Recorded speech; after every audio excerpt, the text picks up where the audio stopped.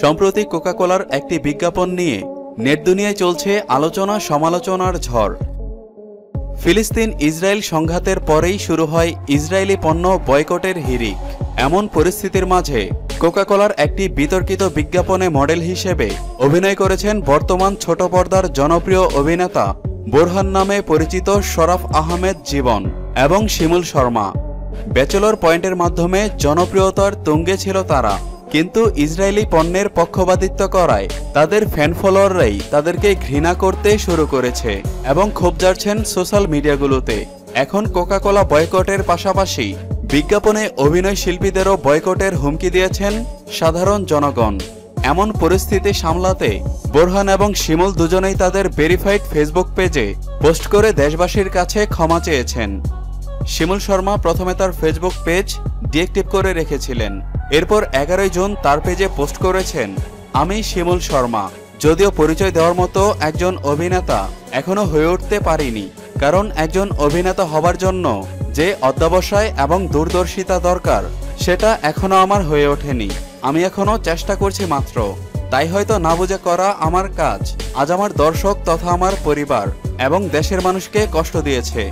আমি ভবিষ্যতে কোনো কাজে অভিনয় করতে গেলে অবশ্যই আমার দেশের মূল্যবোধ, মানবাধিকার, মানুষের মনোভাবকে যথেষ্ট সম্মান দিয়ে বিবেচনা করে তারপর কাজ করব।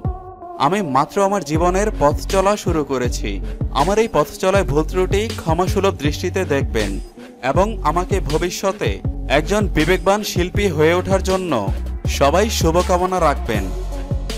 একই দিন বোরহান তার ফেসবুক আইডিতে এক পোস্ট করে দাবি করছেন তিনি ইসরায়েলের পক্ষে কোনো কাজ করেনি। তিনি বলেন, সম্প্রতি কোকা-কোলা বাংলাদেশ আমার সাথে তাদের একটি বিজ্ঞাপন নির্মাণ এবং আমাকে অভিনয় করার জন্য নিয়োগ করেছিল। আমি শুধুমাত্র তাদের দেওয়া তথ্য বিজ্ঞাপনটিতে তুলে ধরেছি। বিজ্ঞাপনটি প্রচার হওয়ার পর থেকে আমি আপনাদের অনেক মিশ্র প্রতিক্রিয়া লক্ষ্য করেছি। ব্যক্তিগত জীবনে আমি সবসময় মানবাধিকার বিরোধী যে কোনো আগ্রাসনের বিপক্ষে দাঁড়িয়েছি এবং আপনাদের অনুভূতি ও মতামতের প্রতি শ্রদ্ধাশীল থেকেছি। এখানে আমি কোথাও ইসরায়েলের পক্ষ নেইনি এবং আমি কখনোই ইসরায়েলের পক্ষে নেই। আমার হৃদয় সবসময় ন্যায়ের পক্ষে এবং মানবতার পাশে আছে, সবসময় থাকবে।